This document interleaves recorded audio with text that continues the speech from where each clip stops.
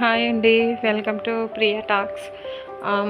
ఇక్కడైతే మా ఇంటి టెర్రస్ మీద నుండి చూస్తే మాకు ఇలా వ్యూ కనిపిస్తుంది అనమాట. మీకైతే చూపిస్తున్నాను చూడండి. మాది పల్లెటూరు. సో అవన్నీ అక్కడ ఆవులను పెంచుతున్నారు. వాటి కోసం అక్కడ గడ్డి పోగులు వేసారనమాట. ఈవినింగ్ టైం కానీ మార్నింగ్ టైం కానీ అక్కడ అలా కూర్చుంటే చాలా ప్రశాంతంగా ఉంటుందండి.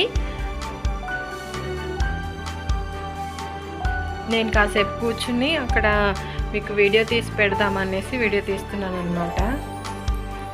అంటే స్టార్టింగ్ అటువైపు నుండే వెళ్ళాలండి, అంటే ఫేసింగ్ అటువైపే ఉంటుంది కాబట్టి అక్కడైతే మాకైతే చాలా బాగా అనిపిస్తుంది. మార్నింగ్ టైం అయితే చాలా బాగుంటుంది. అలాగే వాతావరణం కొంచెం చల్లబడినా కూడా మాకు అక్కడి నుండి గాలి వస్తూ ఉంటుంది. చాలా హాయిగా అనిపిస్తుంది అనమాట. పల్లెటూరు అంటే ఎవరికి నచ్చదండి.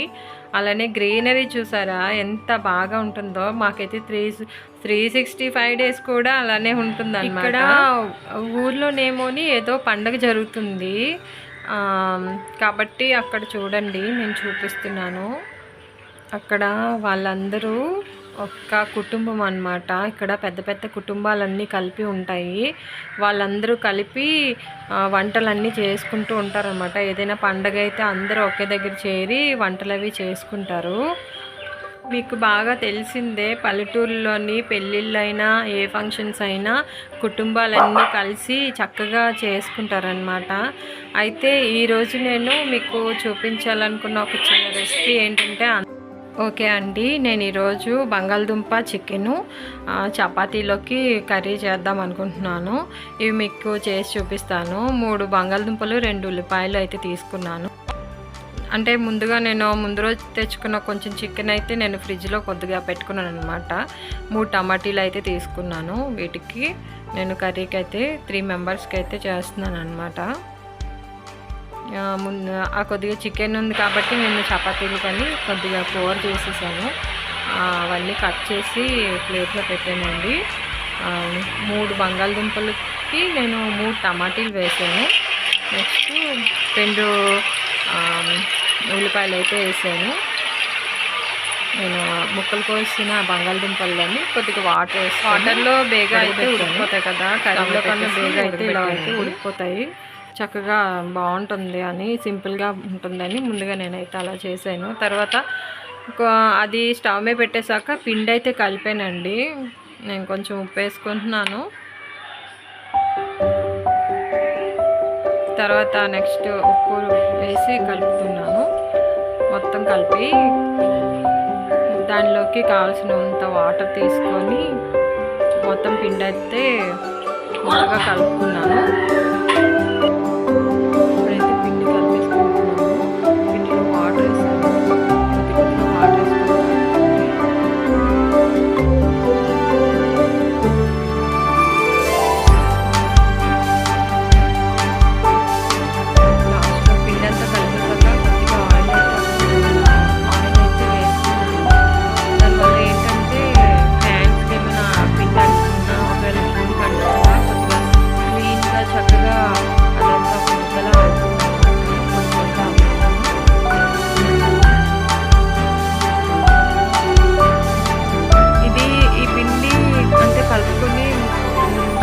చాలామంది అయితే పిండి కలుపుకున్న కాసేపు ఒక 15 మినిట్స్ లేదా 5 మినిట్స్ అయినా పక్కన పెట్టి తర్వాత చపాతీ చేసుకుంటారు కదా. అలా కాకుండా అప్పటికప్పుడే చపాతీ చేసుకోవాలి అంటే ఇలా పిండి చక్కగా కలిపేసి వెంటనే అలా ప్లేట్లోనే లేదా దేంట్లో కలిపితే దాంట్లోనే ఆ గిన్నెలోనే అలాగా కొడుతూ ఉంటే అదేమవుతుందంటే చాలా మెత్తగా అవుతుందండి.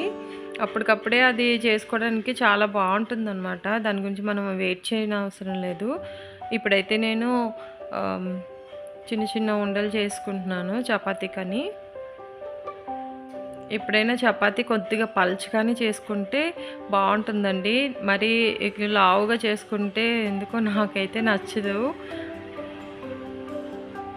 చక్కగా కొద్దిగా సన్నంగానే చేసుకుంటే చిన్న చిన్న ఉండలు చేసుకొని సన్నంగా చేసుకుంటే బాగుంటుంది. ఉండలైతే చేసుకున్నానండి. పక్కనైతే ఉల్లిపాయలు టమాటీలు అన్నీ తరిగి ఉంచుకున్నాను. ఇప్పుడు బాయిల్ కూడా అయిపోతుంది. ఈ బంగాళదుంపలు ఇవన్నీ కలిపి కర్రీ చేసేస్తానన్నమాట. ఆయిల్ అయితే కుక్కర్లో తీసుకున్నాను. పచ్చిమిరపకాయలు వేసాను. ఆయిల్ అయితే మరిగిపోయింది. మరిగిపోయిన ఆయిల్లోని ఉల్లిపాయలు కూడా వేసాను.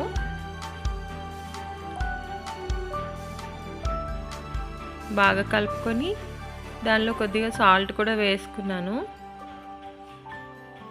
సాల్ట్ వేయడం వల్ల కొద్దిగా బేగా కొద్దిగా వేగుతాయి అన్నమాట.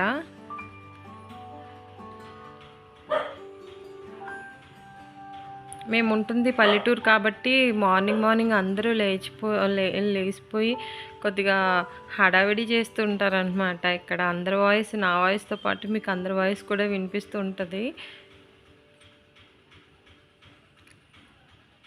అలానే అల్లం వెల్లుల్లి పేస్ట్ వేసుకున్నాను. మొత్తం కలిపేశాను. అల్లం వెల్లుల్లి పేస్ట్ వేసినప్పుడు కూడా కొద్దిగా సాల్ట్ వేసుకోండి. పచ్చిదనం మీకు తెలియకుండా ఉండాలి అంటే, బేగా అది చక్కగా వేగాలి అంటే కొద్దిగా సాల్ట్ వేసుకుంటే బేగం ఇదవుతుంది అన్నమాట, వేగిపోతుంది. ఆ తర్వాత నా దగ్గర కొద్దిగా చికెన్ ఉంటే చికెన్ వేసేసుకున్నాను.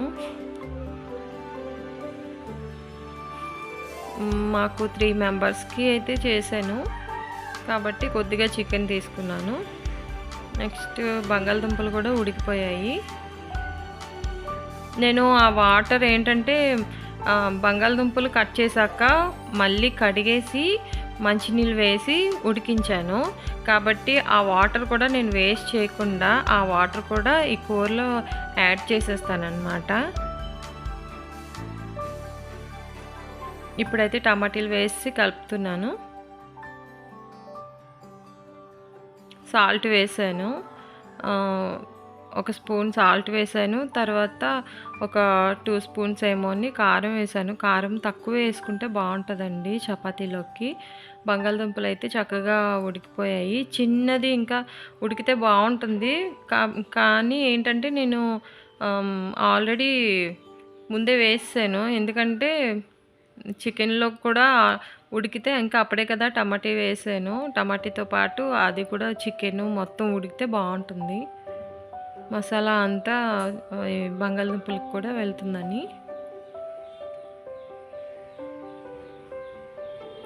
కూర అయితే అయిపోయిందండి. చూడండి మొత్తం అన్నీ బాగా ఉడికిపోయాయి. టమాటా చూడండి ఎంత బాగా ఉడికిపోయిందో.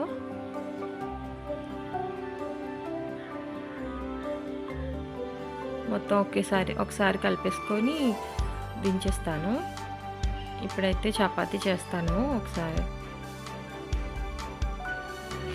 కూర అయితే అయిపోయిందండి.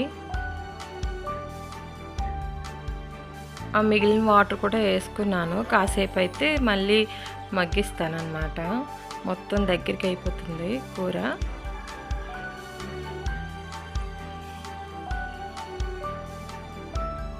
ఇప్పుడు చపాతీ చేసుకుంటున్నాను.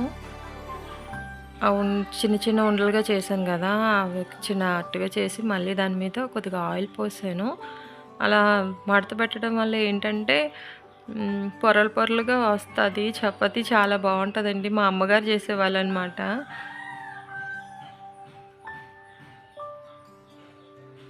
నేను అలాగా ఆ టేబుల్ అయితే అలా చేయించుకున్నాను. అది కొన్నది కాదు, చేయించిన టేబుల్ అనమాట. మా కిచెన్ కొద్దిగా చిన్నదనమాట. దానివల్ల నేను టేబుల్ అయితే చేయించుకున్నాను. మా హస్బెండ్ దగ్గర నుండి చేయించారు. ఆయిల్ అయితే మళ్ళీ వేసుకున్నాను ఇంకో అట్టు. నేను చూడండి వెంటనే ఒకదాని తర్వాత ఒకటి చపాతీ నించోనే చేసేస్తాను. ఎక్కువసేపు అయితే తీసుకోను. అందుకని ఆ టేబుల్ అలాగా కొద్దిగా వీలుగా ఉండేలా చేయించామన్నమాట. ఇప్పుడు కర్రీ చేయాలన్నా కూడా ఆయిల్ పెట్టేసి టక్ మరి ఆనియన్స్ అవి కోసేసుకోవడానికి నాకు ఈజీగా ఉంటుంది ఆ టేబుల్. అంటే అటు ఇటు తిరగకుండా ఒకే దగ్గర నించొని పని మొత్తం అయిపోతుంది అనమాట. అందుకని నేను వీలుగా ఉండేలాగా ఆ టేబుల్ చేయించుకున్నాను.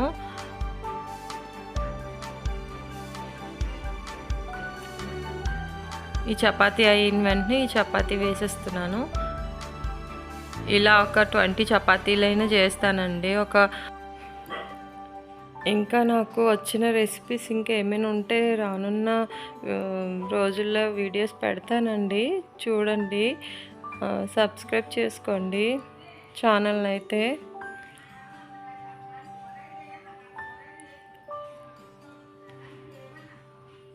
చపాతీ అయితే కాలుతుంది. ఇంకొకటికి రెడీ చేసేసాను. ఇప్పుడు పరోటా కూడా ఇలానే చేసుకుంటామండి. నేను ఒకసారి పరోటా కూడా చేసి చూపిస్తాను. నేను యూట్యూబ్లో చేసినవే, కానీ నేను ట్రై చేసినప్పుడు ఎలా వచ్చాయి అని మీకు చేసి చూపిస్తాను. పక్కనైతే కర్రీ రెడీ అయిపోయింది. ఇదిగోండి చపాతీలు కూడా రెడీ అయిపోయాయి. నేనైతే ప్లేట్లో తీసేసుకున్నాను.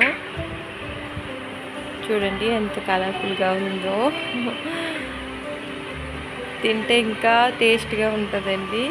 ఓకేనండి, నేను చేసిన ఈ రెసిపీ నచ్చినట్లయితే నా ఛానల్ని సబ్స్క్రైబ్ చేసుకోండి, లైక్ చేయండి, షేర్ చేయండి, బెల్ ఐకాన్ని ప్రెస్ చేయండి. Thanks for watching. బాయ్.